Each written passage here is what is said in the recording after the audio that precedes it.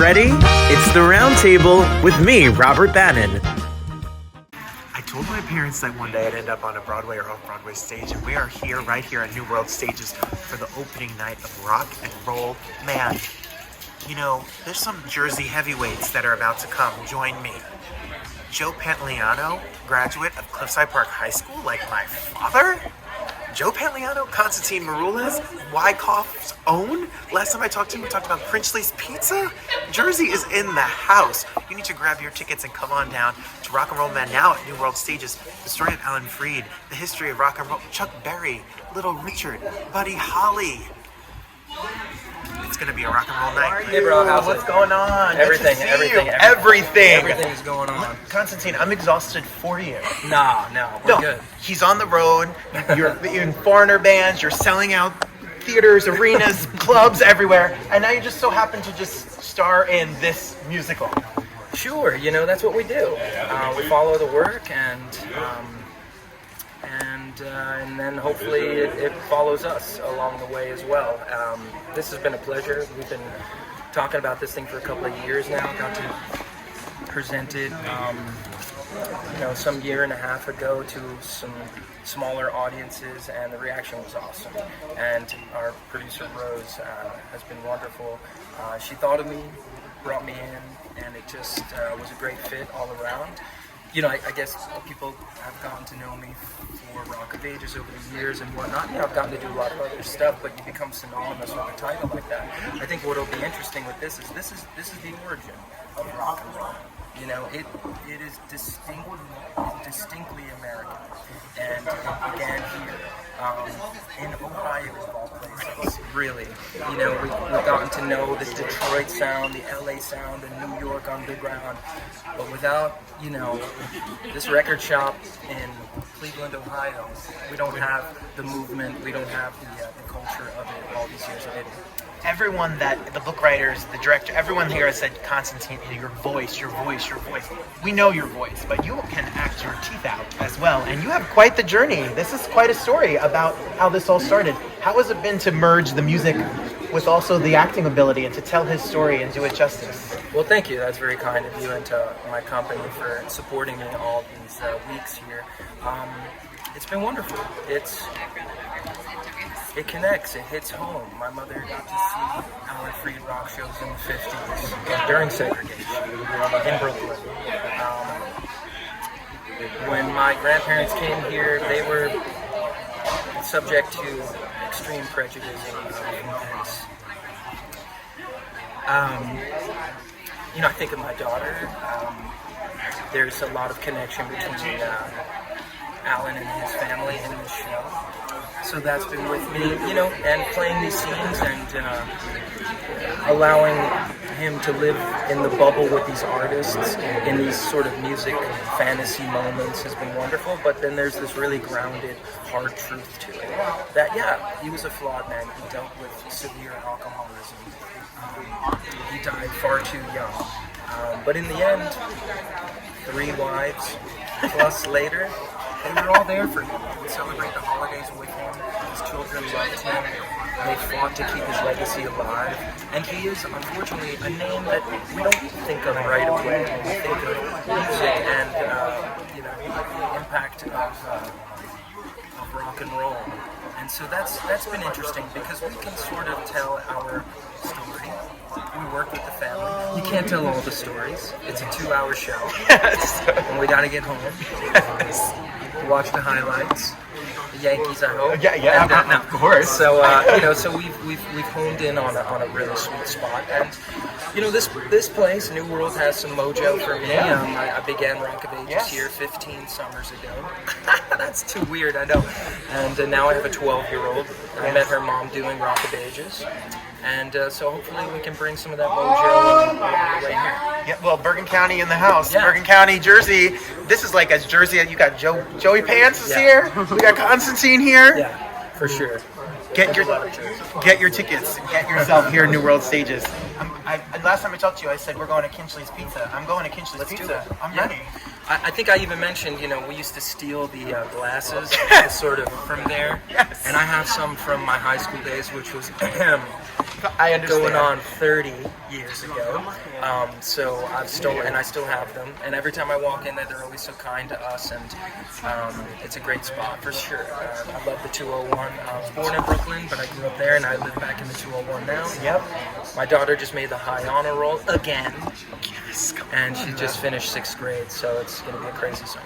Oh yes, you're gonna have your hands full. A new No. show and this. Break legs. And a new song. My Tell new us song, about it. yeah, my new song "Daydream" just came out, and our plan is to put out new songs every few weeks or so, and hopefully it will help promote the show, and the show will help promote the songs, and we're excited about "Daydream" for sure. Well, we'll be streaming it on the way home. Back to the 201. Thank you so much. Always good to see you. Indeed. It's an honor to meet you.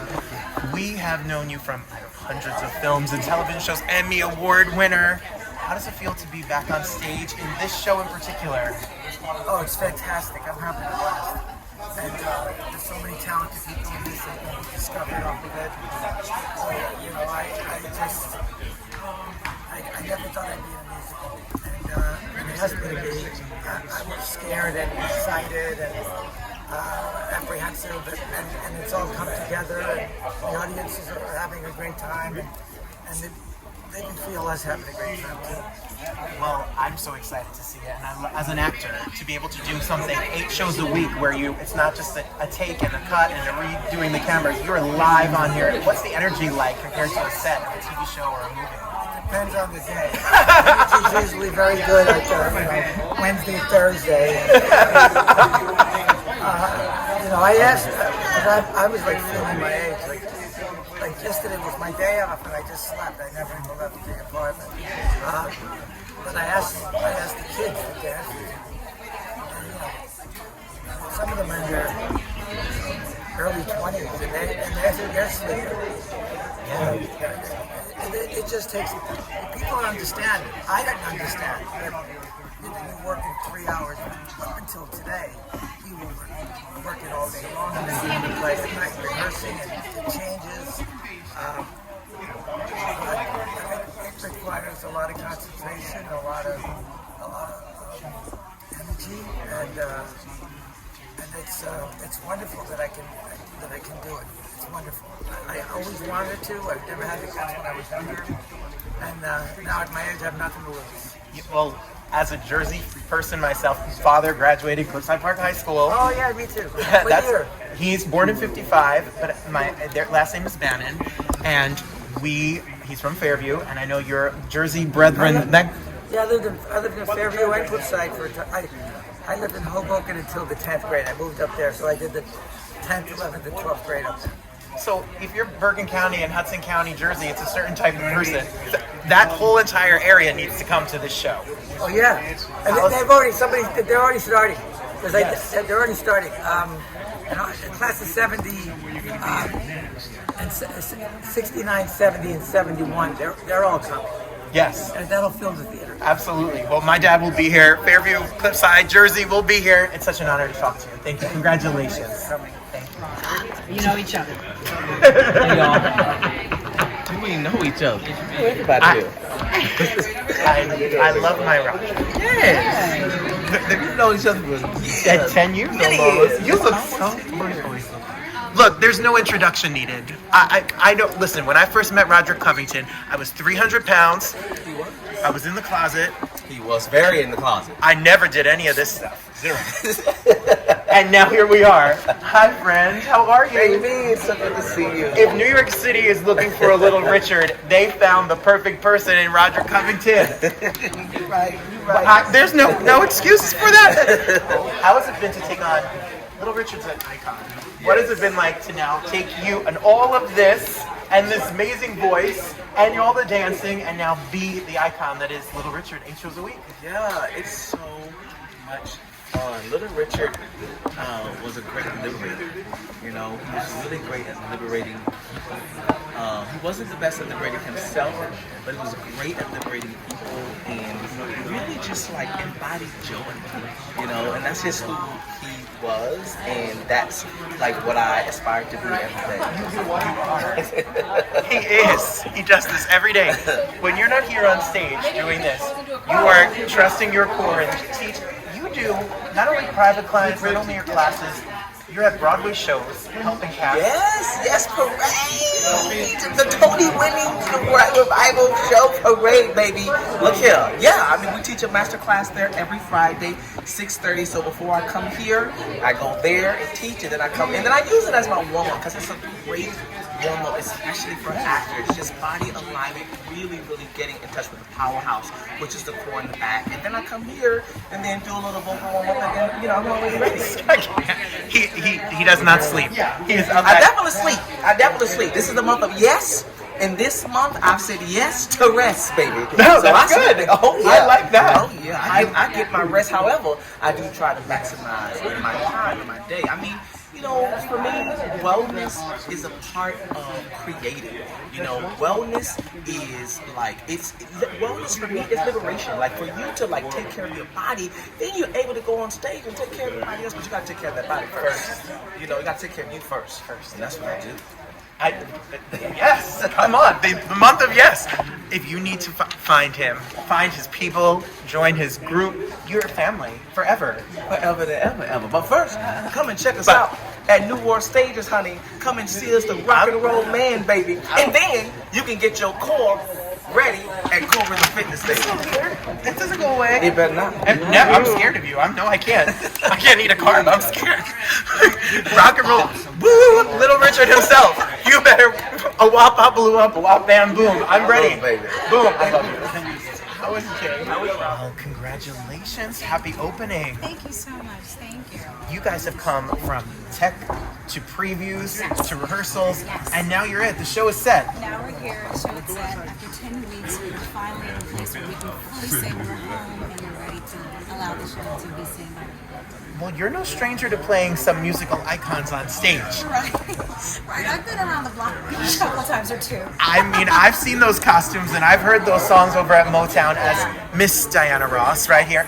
What has it been like to now take on this role and be a part of it with this cast? Yes. Like these people. Like my friend Roderick, we've known each other for 20 plus years. We met in New York City in Times Square of all places. But yes, it's been wonderful being able to play Laverne Baker. I really connect to this era, to the 60s, to the 50s, to the 70s. And it's been such a journey finding out who she is, what she meant to rock and roll, and what she represents. And quite honestly, in this show, she really represents the women. Goes from Maureen to Laverne Baker to Sister Rosetta Thorpe. She really is the epitome of what women brought to this music. Yes, and the story is not often told, and it's been rewritten in a very particular way. And now you get to tell some of the unsung heroes that really built this movement. Absolutely, and she's not as well known as like the Arethas and maybe even the Etta Jameses of the world, but she does hold her stamp in this place. I mean, she was one of the first artists who challenged those who tried to copy the music. She wrote to her senator and tried to get her residuals back, and she didn't win, but ultimately she did have a voice in that, and she wanted to create change. And so I really feel blessed and honored to be able to continue her legacy and to introduce Laverne to some of the kids who don't know her. That's right. Well, the people need to be out here. Yes, they do. She's here. Roderick's over there. In the corner. This is the most in shape cast ever. There's not a carb or a slice of pizza anywhere. And there will be after the show. Congratulations. Thank you Congratulations. so Break all the legs. Happy opening. Enjoy. Thank you so much. All right, Bob. Two Roberts is trouble. Yeah. To the Bob-Ups. Were you always a Bob? I was, for a long time, I was a Robbie. Robbie. Yeah. It's so funny because it's one of those names that everyone calls you. If you call me Bobby, then you must be my father or my older cousins. Yes. If you call me Robbie, you're my mother. And if you call me Robert, you're my mother who's angry. That's, I understand. You have done so much New York television. When we look at you, we think of all the procedural shows, all the Law and Orders, cops, bad guys, good guys, all across the board. What about this show brought you back to the stage?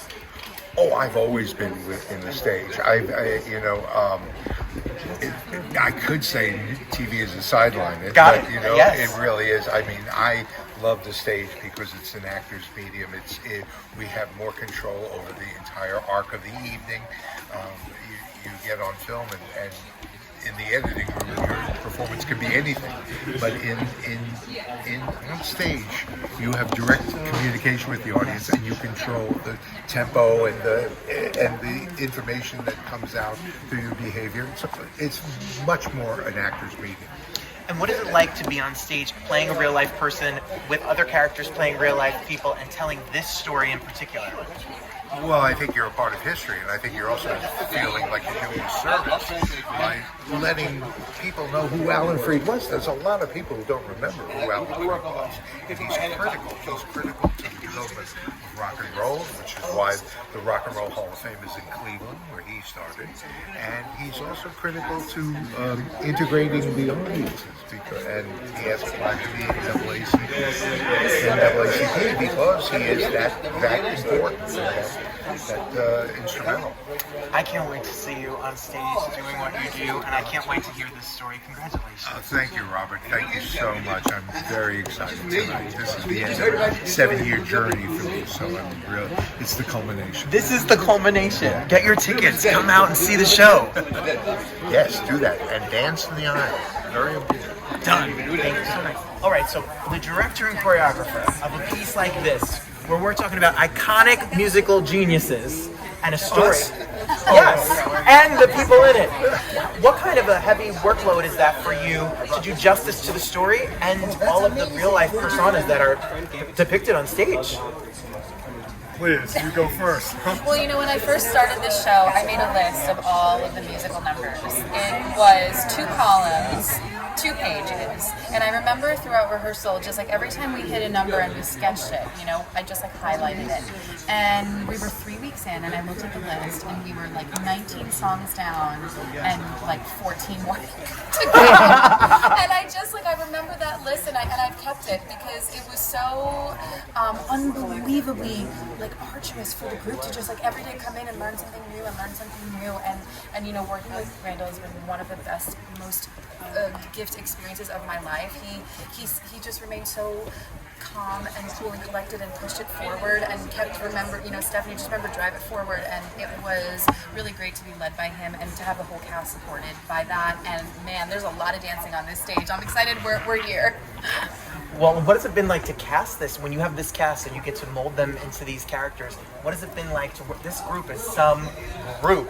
It's an amazing group, and some of them I went to my Rolodex and said, "Would you mind coming and doing a show?" And some of them said yes. So yeah, handpicked. You two are the two that I would not get along with because I don't follow direction and I don't know how to dance. So hence why I had to do this. So now what? But when you're working with people that join are the professionals, cast. that's it. Honest to God, fit right in. I'm so excited to see this. I think of the music. I think of my father who was born in the 50s. Yeah. I think of my mother who was born in the 50s. And that music takes me back to growing up and listening to them. What's the nostalgia like when you've been putting this up and you see these pieces come to life? Yeah, I have to say, it's been really cool. I'm the same also. My parents grew up in the 50s, and I just know this music in my heart. But to watch some of the audiences that come that are a little bit older, right, that are in maybe their 70s, and to just hear them, when we mention things like Erasmus High, or they hear like the intro for Lucille, and they have a visceral response, it moves me to tears because it is absolutely incredible to see them relive their life. And the way that the show is designed, it's like a concert. So they just transports them back. It's so cool. Well, you know, I work a lot down at the Grand Ole Opry and at Mustin Shoals, and a lot of the artists. I have a show on Hank Williams, and he's kind of the original bad boy. He's rockabilly bad boy, and so I love this music. Yes, well, you're the person to come to if you want to talk about Janis Joplin or all of this. You want to talk? That's right. That's right. This is the one. Puts it on its feet, and then you make the move. Congratulations to you both. Happy opening. Have an amazing run. Thank you. Thanks, man. Thank you. I appreciate it. Thank you for your producer.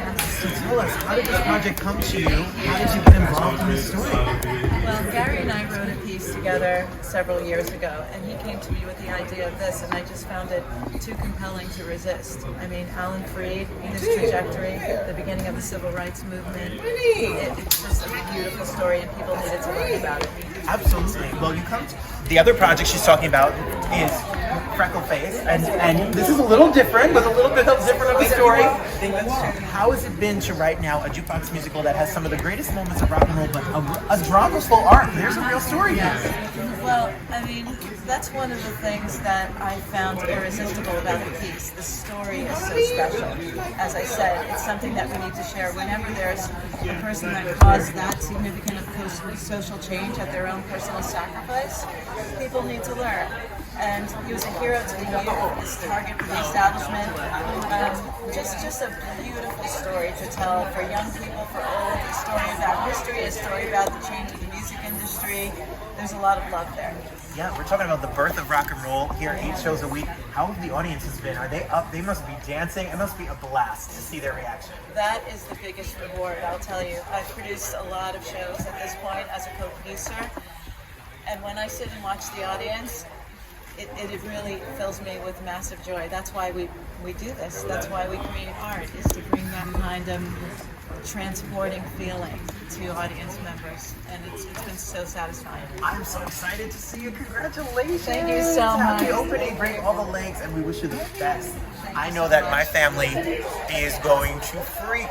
Us Jersey, rock and roll, baby boomer generations will freak. Congratulations. Thank you so much. In the original score, Constantine's on his way out here. That voice, Singing. everyone's got to They hear. sing. Everyone's They got to sing. hear. Gary and Larry, You spell my name. where did you come up with the idea to tell the story of Alan Freed on stage set to this music? Well, actually, it was Larry who called me and said he had a person who might be willing to fund a show that was about several different things. It was a rock and roll type show, and there were a couple of different scenarios. And the first one he mentioned was, like bingo for me, because I loved Alan Freed. And so anyway, he said, well, we're going to do a jukebox musical. And I said, no way. This story is too rich, and I don't care if it takes 2 years. Well, it took about 12. But anyway, we got a little virus in between. Yeah, had a little virus in between. We approached Rose. I had worked with Rose on another show that we did in this area, this Julian Moore show, based on Julian Moore book, Frontal Face. And so I went to Rose. I said, would you be interested in getting involved? And she really loved the idea, and we worked on it, and then Rose became a co-writer, and the three of us worked on it. Randy came several years later. But the story is a very rich story. It's almost like a Greek tragedy, but it's still uplifting, because at the end, he's, the rock and roll Hall of Fame is him. So it's, that's sort of In a nutshell. In a nutshell, and we're the nuts. Well, rock and roll has and music has such a place in all of our hearts and memories. It takes us right back in time. Is there a moment in the show that is very sentimental, or a song or artist that makes you think of another time gone by? I always loved that music from the time I was a little boy. And the first time I remember any attachment to rock and roll, my friend said to me, and I had nothing about rock and roll. I was in school, grade school, or maybe tonight. My friend said to me, "You're going to watch Elvis Presley on Ed Sullivan tonight." I said, "Who's Elvis Presley?" I never heard of him before. I watched him that night, and I just got enamored with rock and roll. And I said to my friend, I still remember his name, Donnie, he said, "Is there any other place I can hear this music?" And I said, "Sure, listen to Alan Freed every night." And sure enough, I turned it on, and I never turned it off. He became my he used to talk to people, young kids.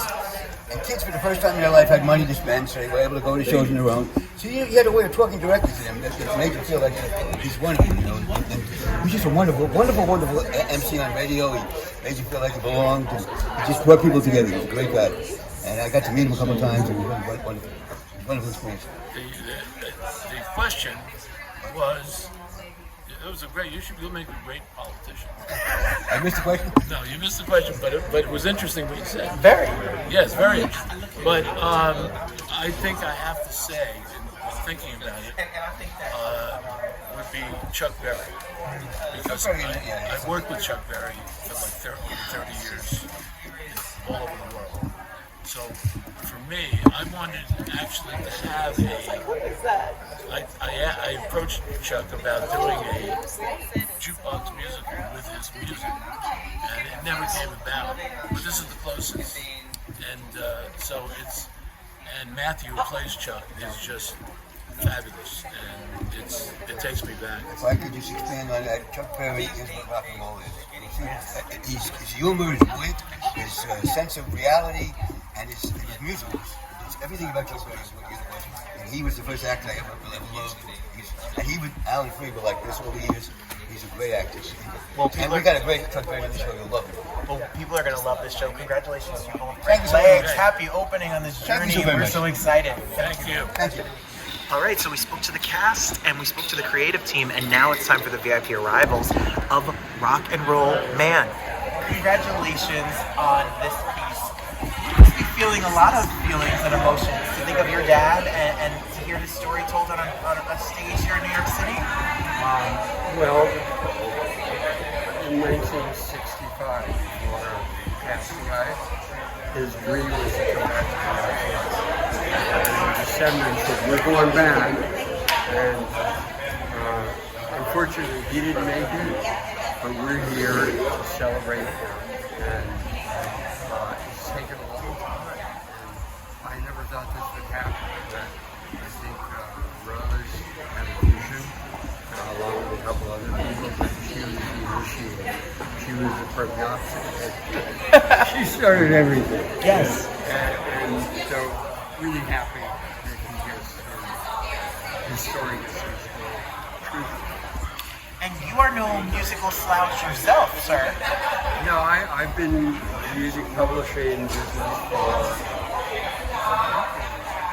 45 years. So when you hear music on the commercials and on the television shows and in the elevators, you're the one making sure people get paid. Well, yes. Writers. They're writers, right. And then, of course, we participate. So you have literally, if I'm looking here at the list that I have from Jason Derulo to Emmy Winner Harris to Maureen Van Zandt to an amazing group of artists, you're keeping the music alive just like your father did when it all began. Well, happily, the people you just mentioned, except for Jason Derulo, they were already well into their careers, but when they started, when I left Universal and started with a company, they said, I'm going to be with you. And so that was the beginning of a new venture for them. And it's going through a good house. So far, so good. Yes.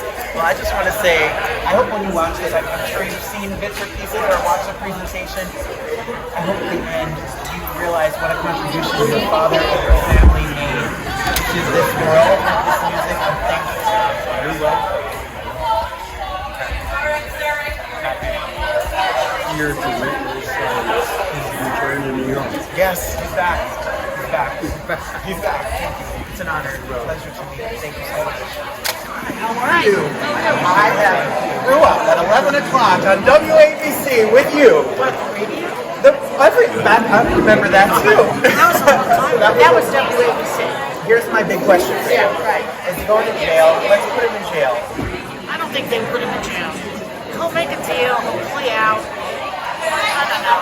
Well, listen, everyone, I saw you Bergen Performing Arts Center, Englewood, New Jersey. The best stand-up. My grandmother, Vincenza DiMeglio, is the biggest Joy Behar fan. We appreciate you. Thank you for all you give us. Thank you. I've enjoyed the show.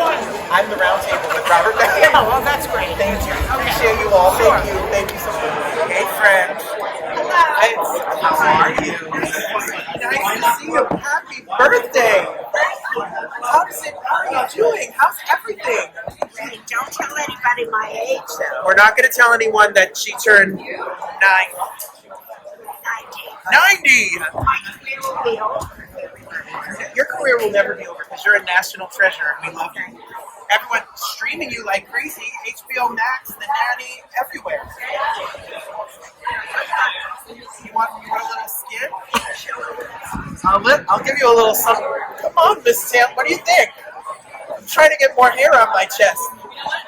I love you. Thank you. It's so good to see you. Nice to see you. I'm so excited. Yes, it's a wonderful show. You're going to love it. I hope so. I sure have. It doesn't end well. But rock and roll was invented. But there's a redemption. There's I'm from New Jersey, so you're royalty. You and your family are royalty. Congratulations on everything. Adrian behind the camera just started rewatching Sopranos. I mean, is there anything more Jersey than that? No, I have never seen the whole thing, but I think I know it's very Jersey. Very Jersey.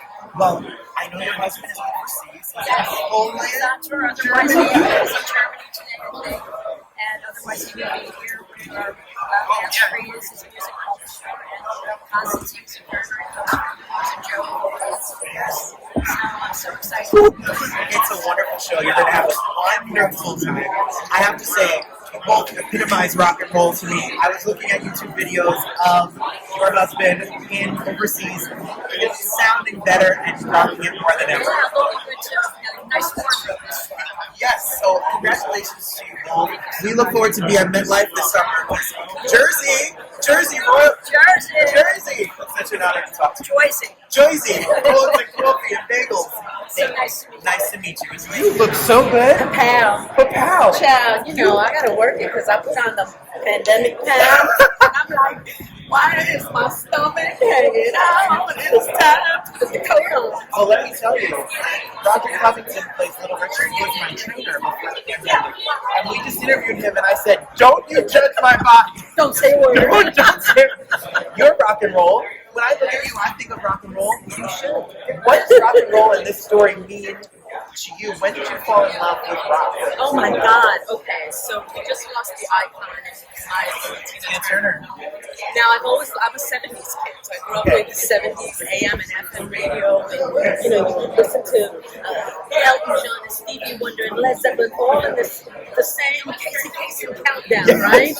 So it was like, you know, how could I not love rock and roll? But I'll never forget I was a big Elton John fan, but I went to go see the Blues Top in 1978. I was 1975, and I was 8 years old, and I'm in the movie theater, and Tina Turner comes, and she's like, and I was just like, holy shit, I could do this. Because up until then I was thinking, oh, you know, it's only white guys and stuff like that. In the back of my mind, I thought I wanted to do it, but I wasn't sure I could. And then this woman came and she took my little head in between her thighs and shimmied and baptized me in the name of rock and roll.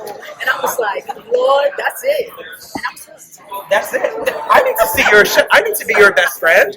I need to see your show. If it's the public or if it's tours or whatever you do, you're somewhere and everywhere and you're singing and you're carrying that torch. You're carrying that legacy right on now. That's right. I'll be playing. I'll let you know in October. I'm sending you a message. Yes. That's it. I want to be there. Front row clapping. I better find an outfit. I need an icon right here. You have a good time. Enjoy the show. Nice to meet you. And just as my friend Sid, I want you to know she is a legend, a downtown New York City rock and roll legend as well. From the 90s. Yes. You sing? Do you? Are you just you do? Sid? Yeah. How are you? I'm pretty good. So tell us. Downtown, back in the day, Sophia and I, before there was a little Bears, Eric Van Zandt was a bigger thing. Yes. We had a thing called Women in Front in the early 90s, where we had a bunch of other women that we went around looking for other women that were doing more than stripper posing. Yeah, no, I get it. We wanted like my Prince one. Yes.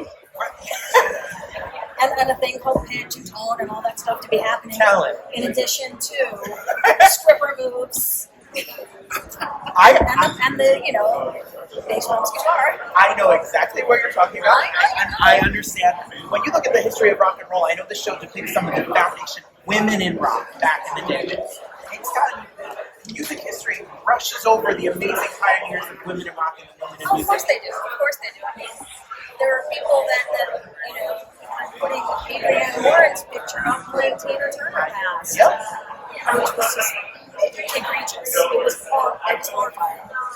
But like, they don't even know what the icons look like.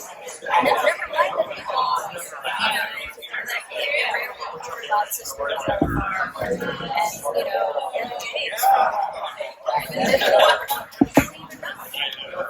They think that, that beehive is an Amy Winehouse thing, when it was obviously a Ronnie Spector. Absolutely. So do your homework. If you don't know Ronnie Spector, if you don't know Darlene Love, if you don't know Big Mama Thornton, if you don't know Exactly. in the show tonight. Yeah, Beyonce did not sing At Last. That's not her song. That's Big Mama Thornton. And James. So it's an honor. I want you to have a great time. Enjoy the show